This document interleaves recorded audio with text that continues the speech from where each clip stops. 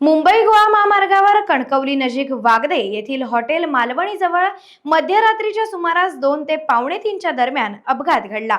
कणकवलीहून ओरोसच्या दिशेने जाणाऱ्या या ॲक्टिवा दुचाकीची धडक उभ्या असलेल्या कंटेनरला बसल्याने कणकवली येथील 2 तरुण जागीच ठार झाले। घटनेनंतर पोलिसांनी तात्काळ घटनास्थळी धाव घेतली। या अपघातात मृत झालेल्यांमध्ये कणकवली परबवाडी येथील संकेत नरेंद्र सावंत वय वर्ष 24, कणकवली विद्यानगर येथील साहिल संतोष भगत वय वर्ष 23 यांचा समावेश आहे।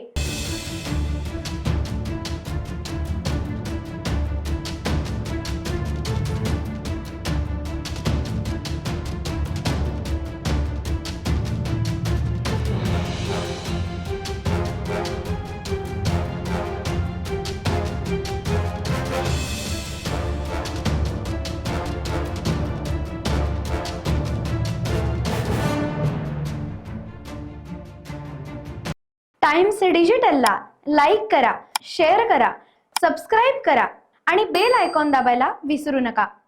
Times digital.